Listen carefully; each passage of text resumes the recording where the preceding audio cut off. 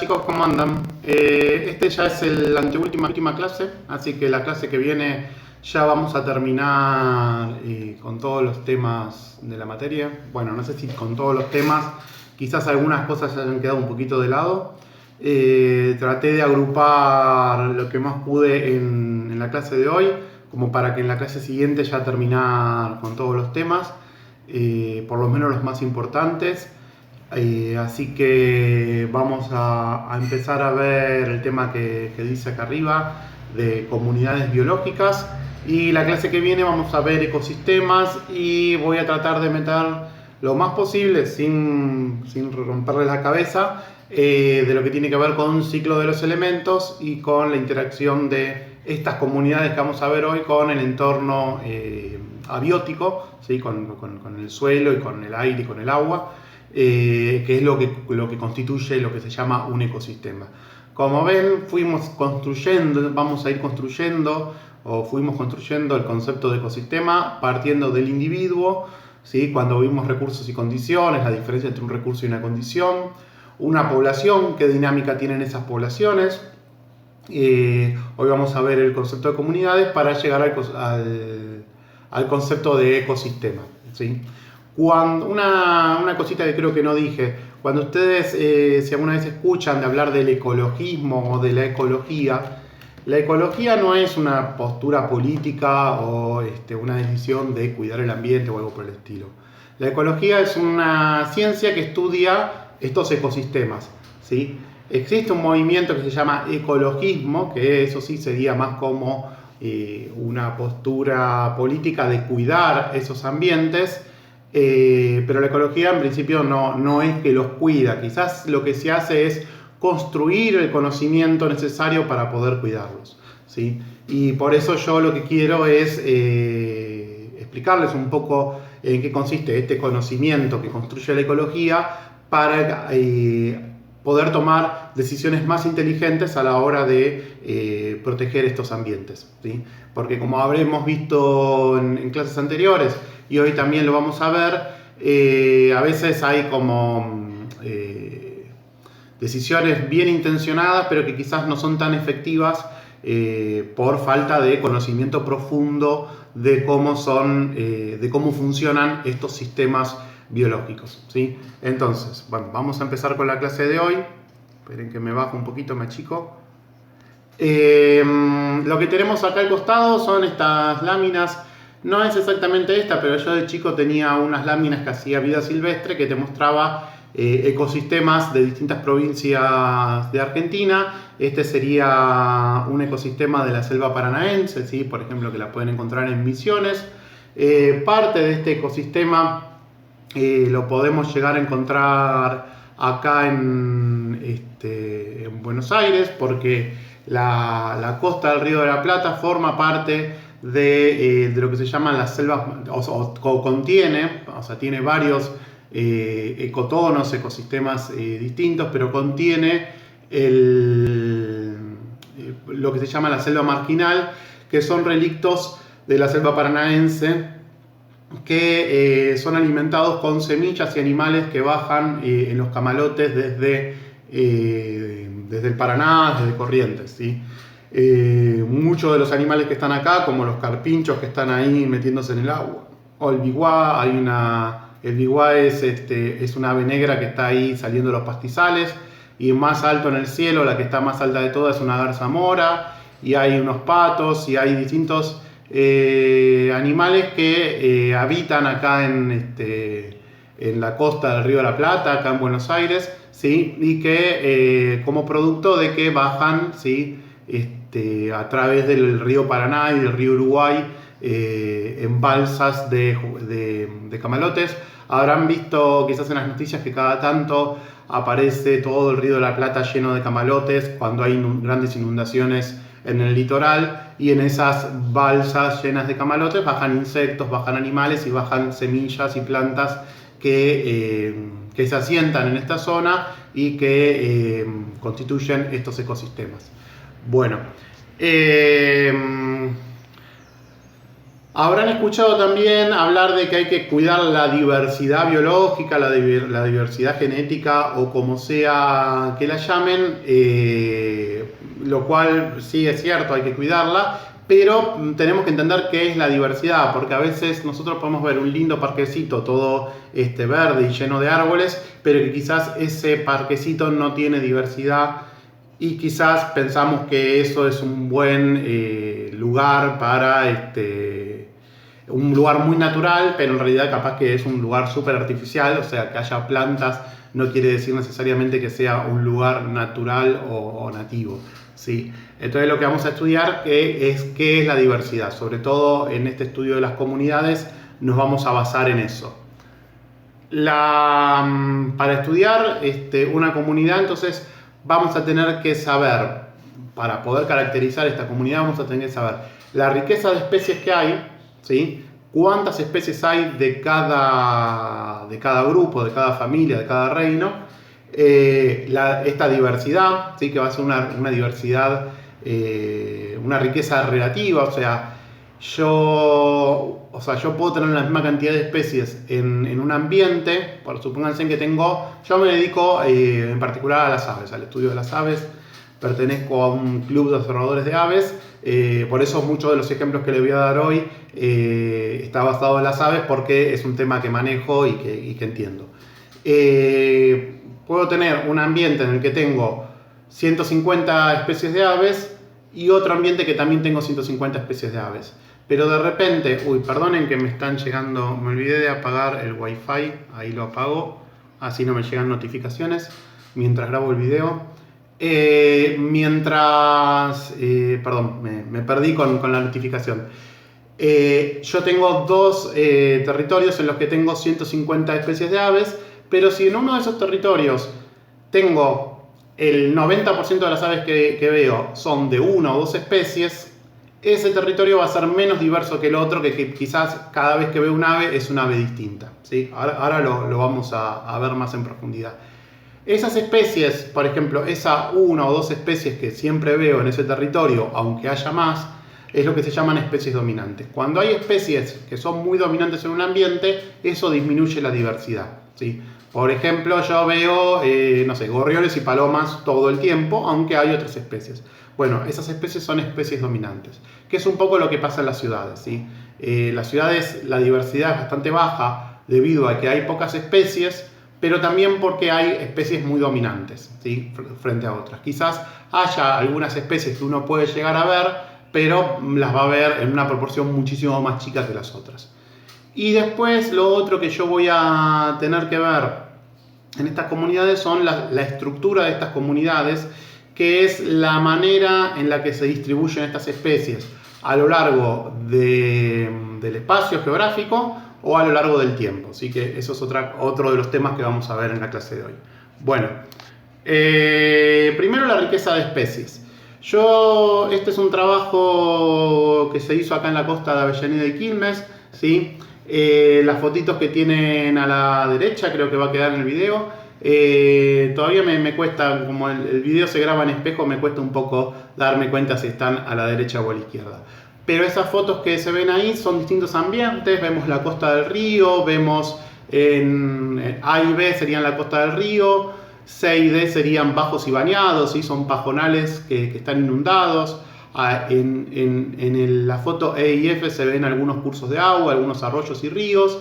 En la foto G y H se ven lo que es el bosque marginal, ¿sí? Este bosque que yo les decía que baja a través del río Paraná, y ahí vamos a encontrar especies arbóreas que son selváticas, pero también insectos y aves que conviven, que se relacionan con esas especies arbóreas.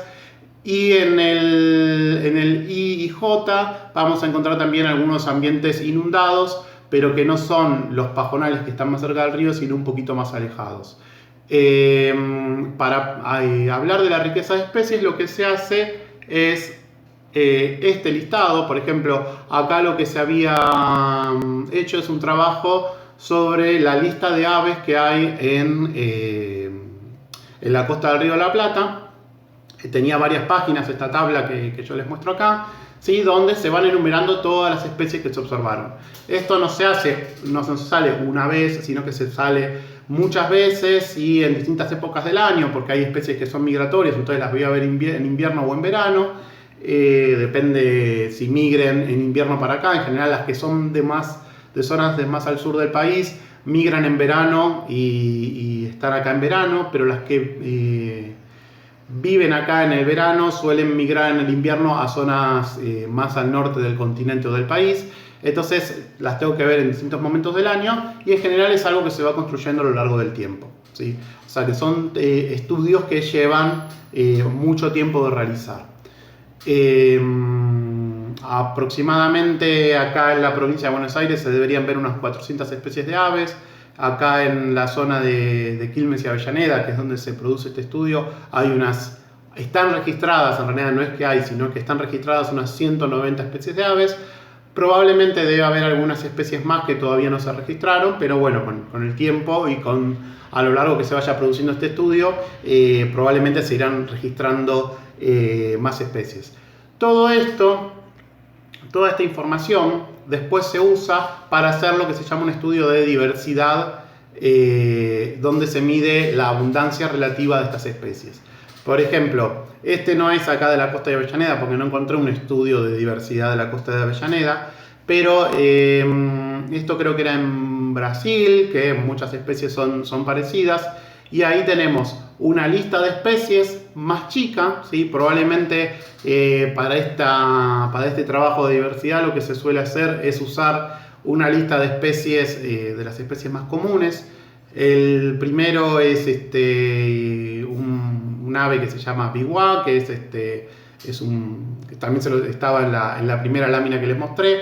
Le tendría que haber puesto la foto acá. Es un ave negra que suele estar posada sobre los cuerpos de agua con las alas abiertas. Si alguna vez viajaron al Tigre o algún lugar, es una de las que más se ve. La segunda es una gaviota, ¿sí? la gaviota dominicana o la gaviota doméstica. Y lo que ven es que están indicadas la cantidad de individuos que vieron de cada una de las especies. Por ejemplo, para el muestreo que se hizo en septiembre del 2008, yo ahí lo que tengo son esperen que les marco dónde les estoy hablando de esta columna, ¿sí? El primer dato que tengo son 198 especies de esta primera especie del biwa, 12 de la gaviota, ¿sí? Después tengo 198 individuos de biwa, 12 individuos de gaviota y después vi 2 individuos se me va el nombre, no me acuerdo el nombre común. Es como un biwa también, es un cormorán, perdón, ahí me salió. Y bueno, y tengo algunos individuos de distintas especies. Fíjense que a lo largo del año varían la cantidad de individuos, ¿sí? Y varía también la diversidad. Entonces también este estudio, como para hacerlo seriamente, no es que se va una vez, se hace un muestreo y yo digo ya conozco la diversidad del lugar, sino que en general, fíjense que esto le llevó un año prácticamente hacer un muestreo mensual, justamente por esto, por la migración de las aves y la probabilidad de ver estas aves en distintos ambientes, el cambio de las condiciones climáticas. Hay un montón de variabilidades en el ambiente que no podemos manejar y que se solucionan haciendo muchos muestreos, ¿sí? Cuantos más muestreos haga, mejor, más exacto va a ser la medida de esta diversidad. Después esta diversidad se puede usar, esta está hecha en un solo lugar, ¿sí? Pero esta diversidad se puede llegar a utilizar para comparar dos zonas distintas. Por ejemplo, yo quisiera ver cómo afecta la actividad humana a la diversidad biológica de especies. Bueno, se puede hacer en una zona donde el impacto de la actividad humana sea menor con una zona donde sea mayor, entonces ver cómo afectó la actividad humana la diversidad de estas especies. Digo, mayor o menor la actividad humana porque no hay lugares, prácticamente no hay lugares donde la actividad humana sea despreciable.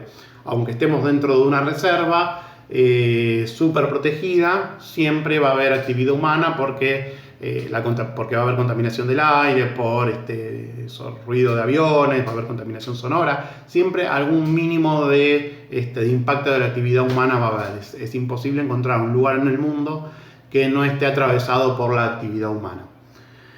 Entonces, de esta manera se mide la diversidad. Lo que se mide es la cantidad de individuos que hay de cada especie y después se hacen comparaciones, ¿sí? De esto después se hace un procesamiento estadístico, hay distintos índices que con eso no me voy a meter. Quizás si estuviésemos en el aula y tuviésemos más tiempo para poder explicarlo, esto lo hubiese explicado, pero por lo menos quiero que les quede el concepto de qué es la diversidad, ¿sí? Y después lo que vamos a ver, acá debería aparecer, a ver, bueno, había un título, pero debía aparecer la imagen después del título, pero justamente lo que les voy a hablar es de la estructura, ¿sí?, de estas comunidades, y les voy a empezar a hablar de lo que es la estructura espacial. Esto también es la costa del Río de la Plata. Si se fijan, esto está sacado desde la localidad de Bernal. Si se fijan, en el fondo se ve la ciudad de Buenos Aires. Si venimos de izquierda a derecha, está todo el bosque y después hay unas grúas que se ven en naranja, no sé si las llegan a ver. Eso es el puerto de la ciudad de Buenos Aires.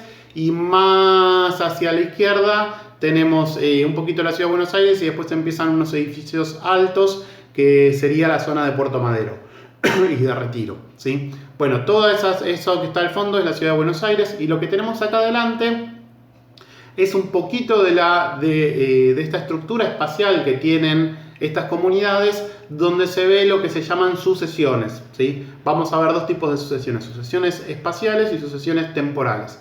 Esta es una sucesión espacial. Desde el río hacia el continente, lo que vamos a ver es que vamos a tener una zona de juncal. Todo eso que se ve entre verde y amarillo son juncales. Esperen que lo voy a marcar. Estos son los juncales.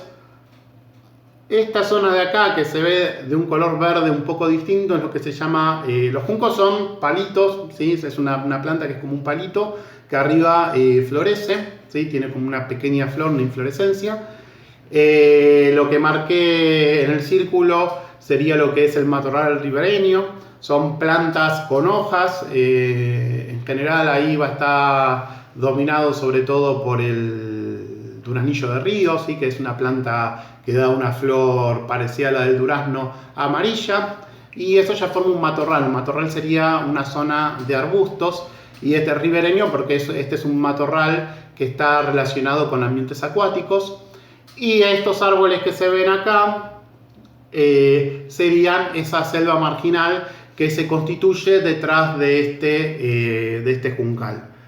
Si lo vemos en un corte, ¿sí?, de cómo serían los distintos suelos y los distintos espacios desde el río, que estaría a la derecha, hacia la ciudad, que estaría a la izquierda. Esto sería como era originalmente. En algunos lugares todavía se sigue conservando así, o sea, todavía está con un relativo nivel de conservación, ¿sí? Acá en la ciudad de Buenos Aires, en el conurbano bonaerense, ya es más difícil. Hay ciertas zonas, hasta la zona que muestra ahí de bosques bajos y bañados, que sería la parte de la terraza baja, todavía estaba bastante conservado. En la zona llegando a La Plata, en la zona del Parque Pereira, ¿sí? En la zona de Hudson está habiendo grandes conflictos con barrios privados que están construyendo sobre esa zona, pero en algunos lugares todavía se puede llegar a ver. Y en la zona de las Barrancas del Paraná, en las zonas de Ramallo, San Nicolás y San Pedro, todavía tiene un buen nivel de conservación este sistema que vemos acá, que llega hasta acá, hasta el Río de la Plata. Entonces, lo que tenemos es esta zona de acá, que es lo que yo les había mostrado recién en la foto, que es este matorral ribereño, el juncal, y lo que habíamos empezado a ver, que es el bosque costero, que es este bosque que yo les decía, que es parecido al bosque de la selva paranaense, porque tiene especies arbóreas y muchas especies animales, y que viven en ella, que vienen con estos camalotales, entonces tiene semejanzas. Por ejemplo, en muchas zonas de acá de Buenos Aires hay carpinchos, hay gatos montés, hay comadrejas, que son bichos que son más del litoral. En alguna época también se había encontrado yacaré, por ejemplo. En estas zonas había yaguareté, hasta la zona del delta del Tigre llegaba el yaguareté. Bueno, hay muchas especies que ya están completamente extintas y muchos de estos ambientes en algunas zonas también están completamente extintos, ¿sí? Donde está este bosque costero se producía una elevación del suelo, se produce, o sea, si ustedes van a la costa del Río de la Plata, eso se puede llegar a percibir. Esto se llama albardón, que es una acumulación de sedimento que produce el río donde se produce este bosque. Y más atrás, en esta zona de acá, se produce la zona de bosques y bañados, porque volvemos a tener una zona baja y volvemos a tener pajonales y algunos árboles que se adaptan al suelo inundado, ¿sí? Si agarran la autopista Buenos Aires-La Plata, en general siempre a la izquierda van a ver que cada tanto ven espejos de agua o pajonales, o sea, ven que la vegetación cambia y es una vegetación de un verde más oscuro. Bueno, esos son estos bosques bajos y bañados, ¿sí? Y esta zona de acá es la que más afectada está acá en la provincia de Buenos Aires, que sería la zona de la Barranca, donde crecían especies de espinal, que son típicas de la provincia de Córdoba. Como en esta zona el agua drena más, la cantidad de agua que hay disponible es menor, entonces crecen especies más de espinal. Los espinillos, los algarrobos, ¿sí? Entonces, todo este sistema, bueno, y esta zona de Barranca está en la provincia de Buenos Aires, prácticamente desapareció, está extinta, es lo que se conocía como el Monte Blanco, porque estaba sobre todo poblado por algarrobo blanco. La Barranca la pueden seguir, se ve.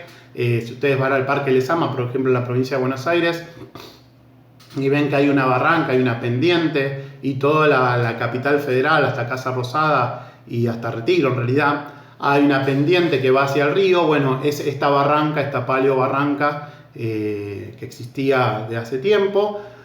Más abajo de esa barranca ya es lo que se conoce como el Valle de Inundación del Río de la Plata. En cuestiones urbanísticas hubiese sido interesante no construir en esa zona porque es una zona inundable, entonces después siempre tenemos los problemas de inundación.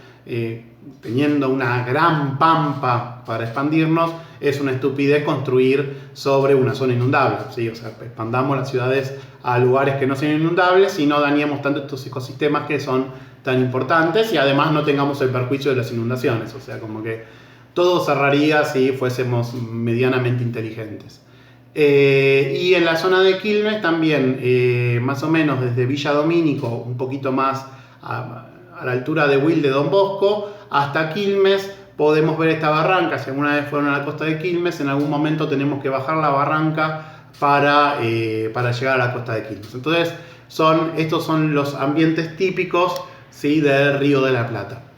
Y esto es, como ven, son un montón de ambientes muy distintos, porque fíjense en que yo les hablé cerca del río, tenemos ambientes parecidos a la selva paranaense, y en la barranca tenemos ambientes parecidos a las sierras de Córdoba, o sea que es en 3 kilómetros más o menos que tiene este ambiente, cambia la provincia geográfica. Entonces eran ambientes muy interesantes a nivel ecológico, prácticamente únicos, les diría. O sea, hay pocos lugares en el mundo donde se combinen estos ambientes, por lo tanto también la diversidad ecológica era muy grande, es muy grande en las zonas donde todavía está protegido.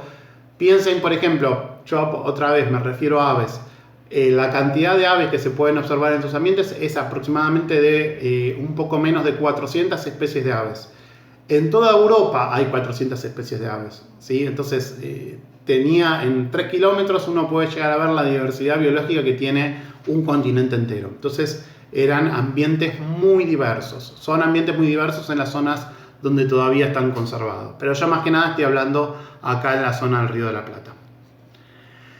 Y después lo que podemos observar también es una estructuración temporal. Estos terrones de tierra tratan de marcar como momentos históricos distintos. Obviamente yo esto no se los puedo mostrar en una foto porque tendría que tener, bueno, podría haberme puesto a buscar la misma foto a lo largo de años, ¿sí? Muchas veces estas sucesiones se ven cuando hay un disturbio. Un disturbio puede ser un incendio, puede ser una inundación, puede ser la caída de un árbol, ¿sí? Ahora después les explico sucesos así temporales, sucesiones temporales de ecosistemas que se producen, por ejemplo, por la caída de un árbol. En este caso, supónganse que hubo un disturbio que hizo que desapareciera el bosque, la deforestación, un incendio, una inundación, lo que sea, y tenemos en el primer terreno, en el que está más hacia la izquierda, tenemos una población de hierbas, ¿sí? O sea, pastito, ¿sí? Digámoslo así. A medida que va pasando el tiempo, empiezan dentro de esos pastos, entre esos pastos empiezan a crecer arbustos, luego van a empezar a crecer árboles de crecimiento un poco más lento y finalmente vamos a tener lo que acá llama un bosque climático. Esto está basado en una teoría que hoy en día ya está un poco en desuso. Puse esta imagen porque estaba bien explicado, pero esto del bosque clímax, o sea, había una teoría que se decía que todos los ambientes llegan a su clímax, es como que si vos dejás progresar un ambiente biológico en un lugar territorial determinado, por ejemplo, en la costa del Río de la Plata, esos ambientes van a llegar siempre al mismo fin. Por ejemplo, siempre se va a establecer el mismo tipo de bosque. Y eso no es tan así. Que se establezca un tipo de bosque u otro, que la diversidad biológica de ese bosque esté dominada por una especie o por otra, depende mucho también de la estructura, de la estructura temporal que tuvo y los sucesos que se produjeron dentro de ese ecosistema a lo largo del tiempo. A veces ese ambiente puede llegar, por ejemplo, hubo un camalotal grande que vino y aumentó mucho la diversidad de ese ambiente. O de repente ese bosque creció durante unas épocas mucho más secas y la diversidad de ese ambiente fue menor. Entonces se estableció un bosque de ceibos y solamente de ceibos o solamente de sauces. Entonces esas sucesiones no siempre van a llegar al mismo bosque.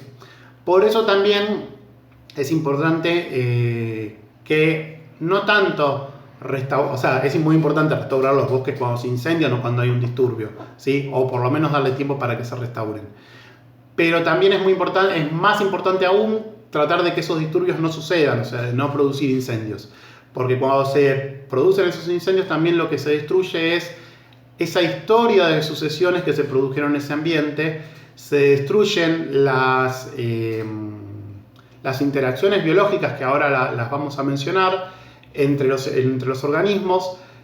Entonces el tiempo que lleva a que se vuelvan a establecer todas las conexiones ecológicas que hay entre esas especies son cientos y cientos de años. O sea, que yo vaya y plante arbolitos y esos arbolitos crezcan y yo cuando pase por ahí cerca veo un bosquecito muy verde y muy lindo, no quiere decir que ese ecosistema tenga la misma diversidad que tenía antes del disturbio, ¿sí? En general, para que se vuelvan a establecer la diversidad de especies que había en ese ambiente, van a pasar cientos de años y además lo que va a pasar es que va a haber extinciones o locales o totales de muchas especies. Hay algunas especies que son muy endémicas, o sea que viven solamente en un lugar del mundo y solamente en ese lugar y no viven en otros lugares. Por ejemplo, acá en la provincia de Buenos Aires hay una planta que si quieren ustedes la pueden googlear, que se llama ombucillo, que es como un ombú pero chiquitito. Yo tengo plantado uno en la puerta de casa, que es una especie que crece solamente en la localidad de Magdalena de la provincia de Buenos Aires. Si esa zona se incendia y se incendian todos los ombucillos, esa especie se extingue. No hay ombucillos en otro lugar del mundo para volver a traer.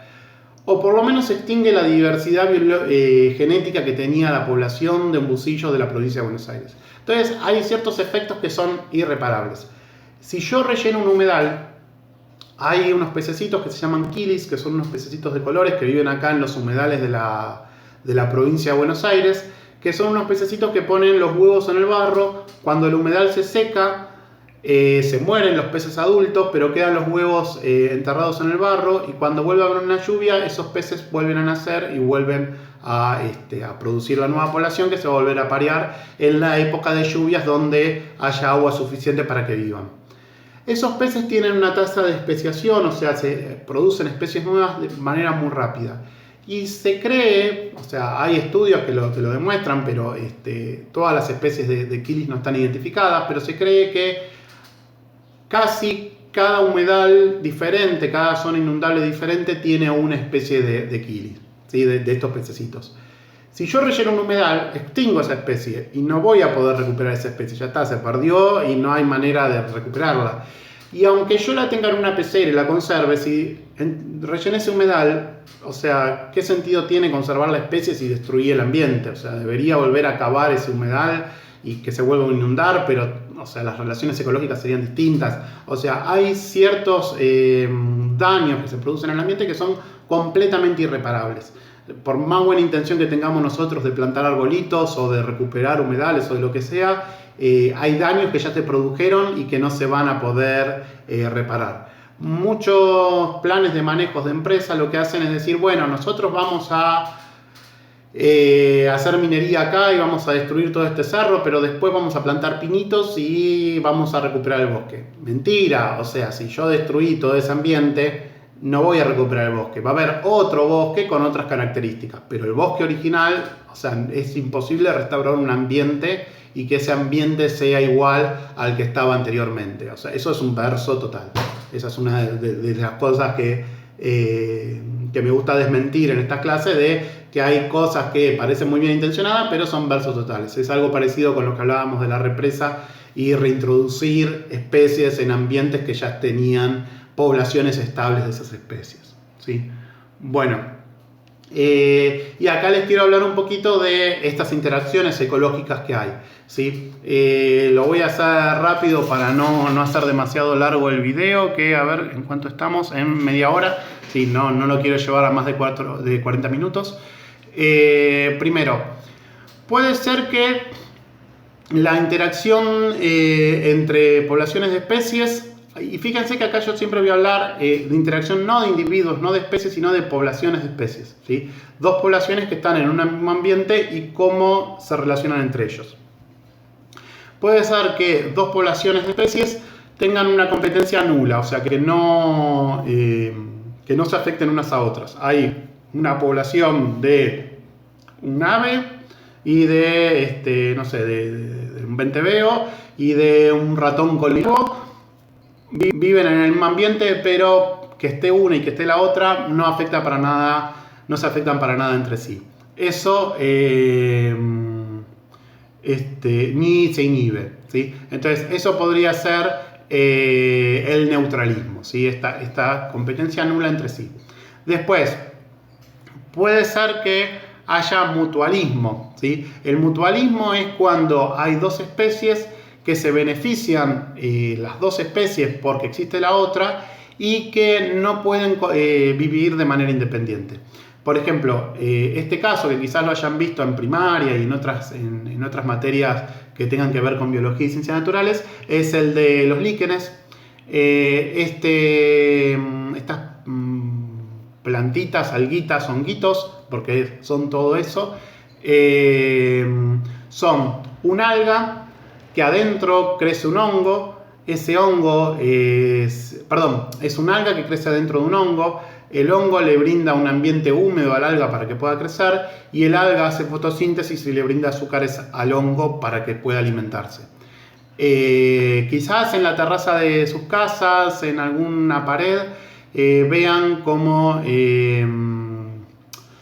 que crece algo gris. Si es verde, suelen ser algas.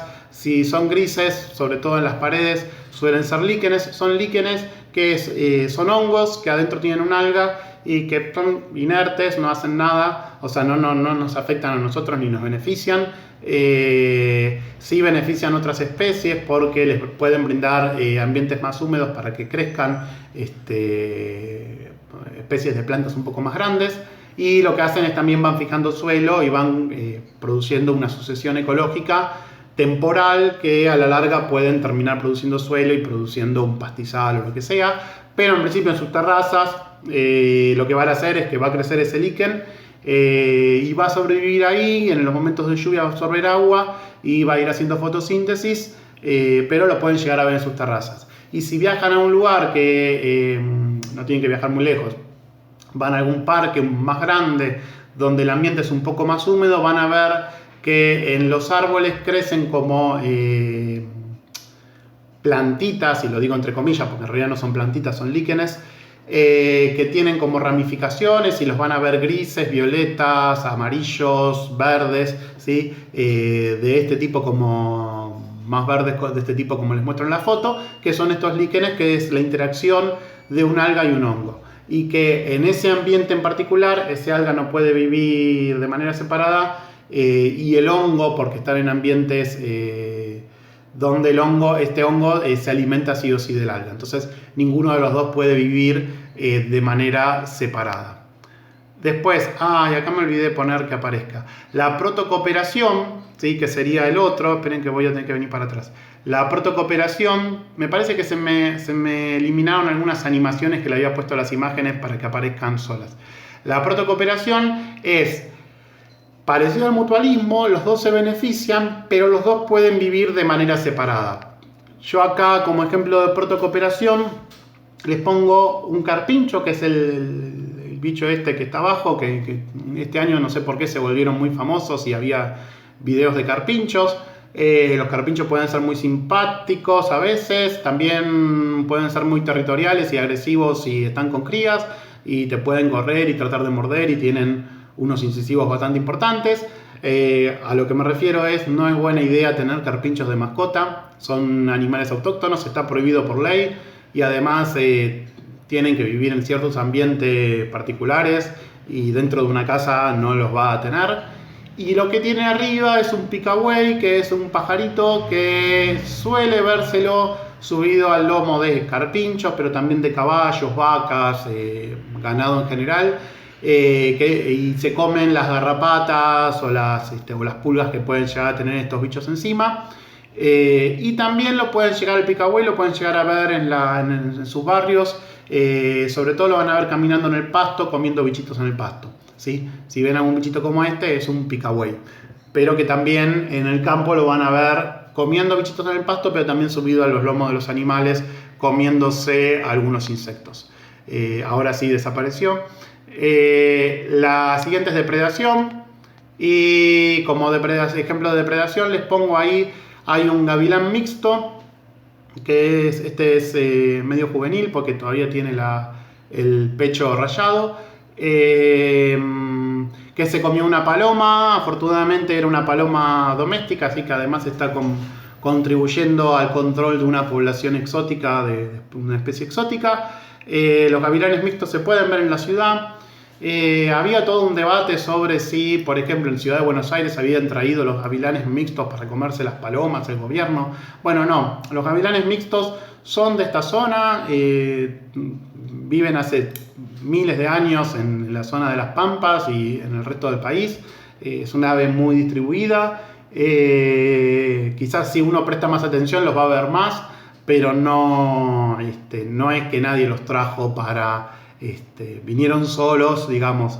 Quizás sí en los últimos años empezó a aparecer más cantidad de gavilanes mixtos. Eso puede ser con ciertos procesos de adaptación que producen las aves. Algunas poblaciones de gavilanes mixtos lograron adaptarse a los ambientes de ciudad.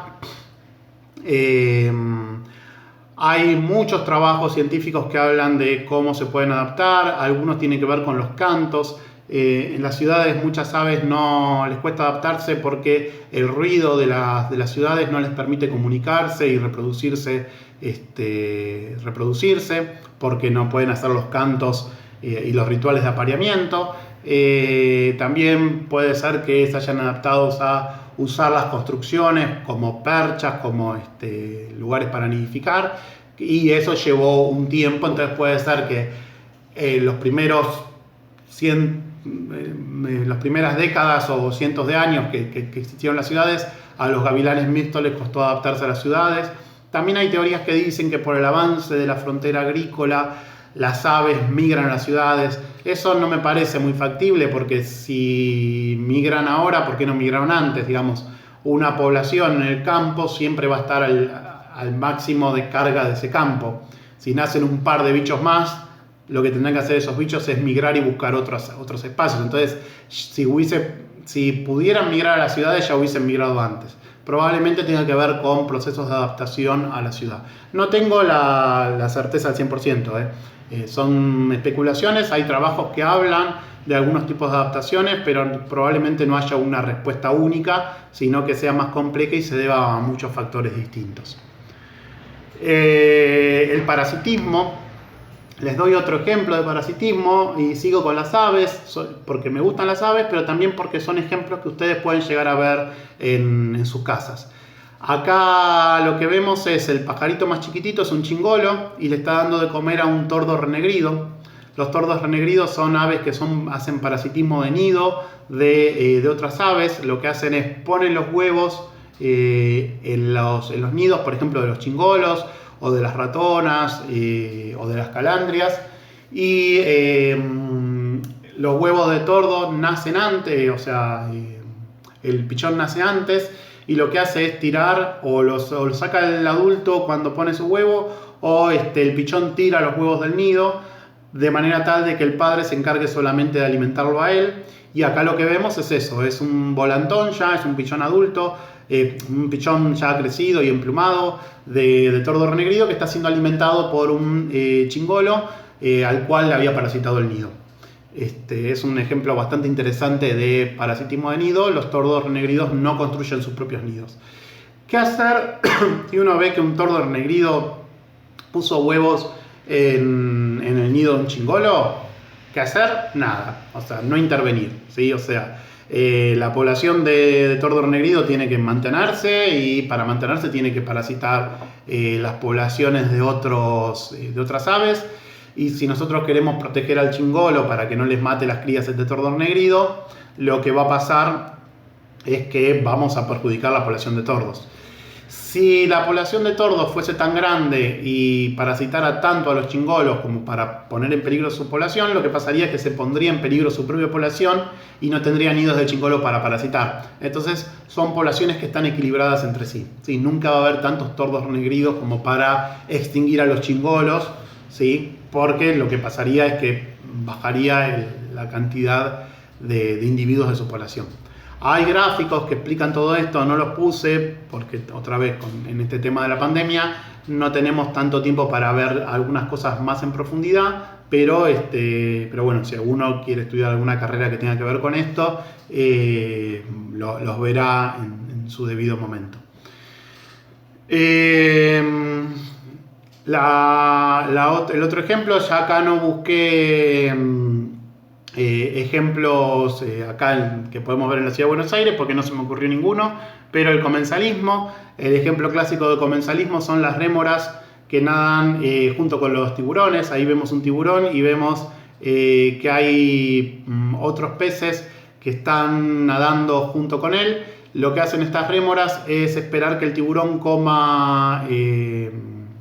se coma alguna presa, y los trozos de presa que se le caen, las migas, digamos, de presa que se le caen de la boca al tiburón, son comidas por estas rémoras, ¿sí? O sea, eso es el comensalismo. Se benefician las rémoras y al tiburón le es neutro tener las rémoras alrededor.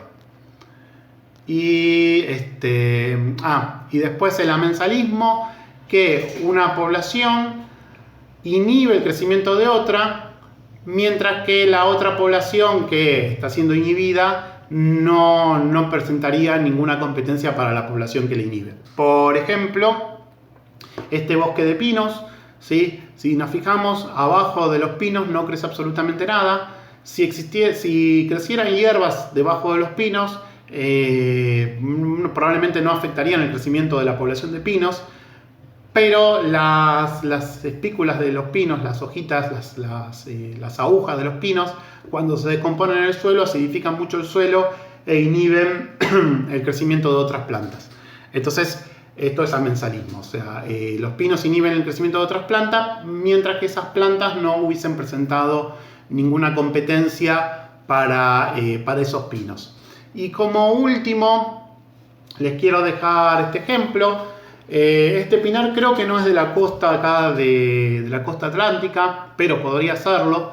Y lo que tenemos a la izquierda es un médano natural,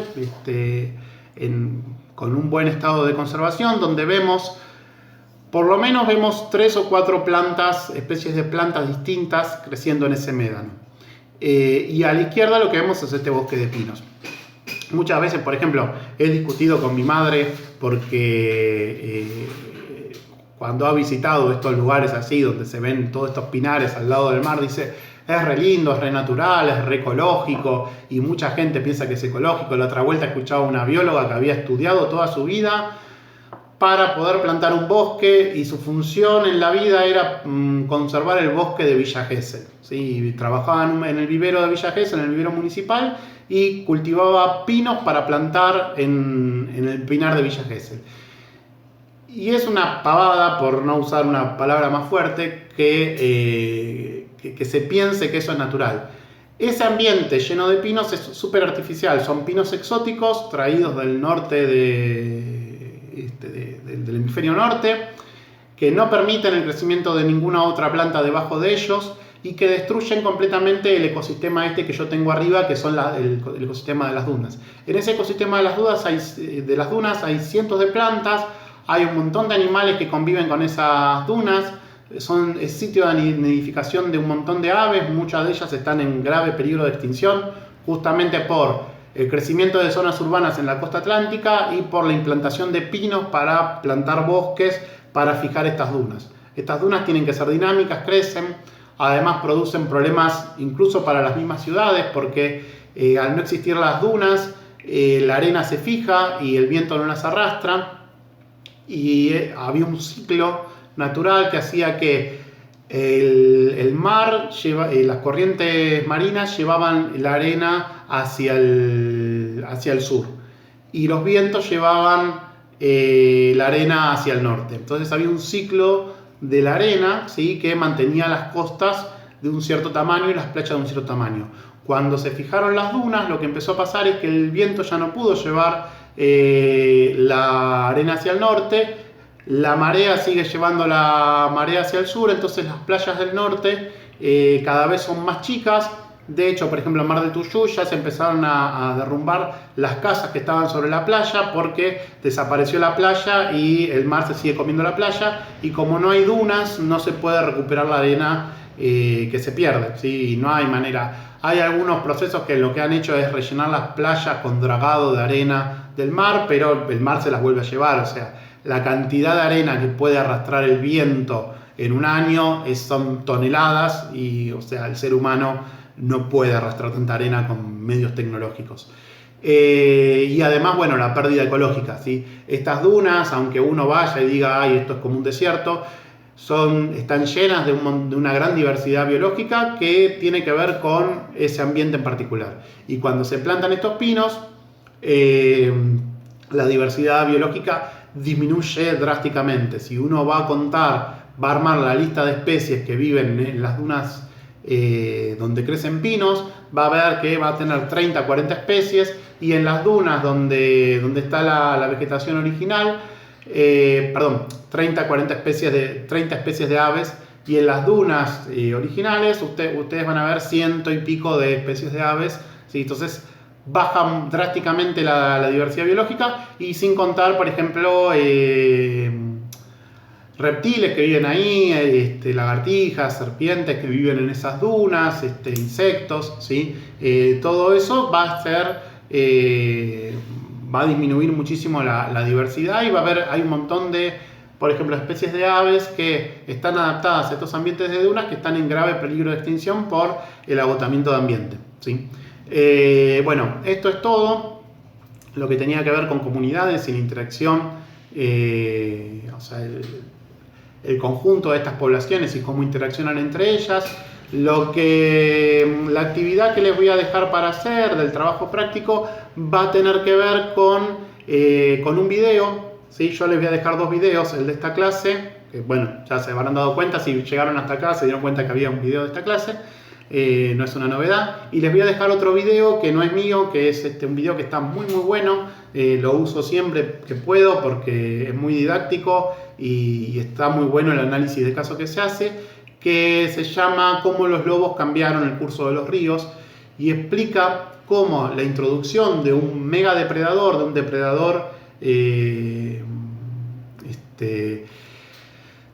un gran depredador, regula las interacciones ecológicas dentro de una comunidad, ¿sí? Comiéndose las especies dominantes. Vieron cuando yo les hablaba de que en una comunidad puede haber 2 o 3 especies dominantes y después un montón de especies subalternas que están en mucha menos abundancia.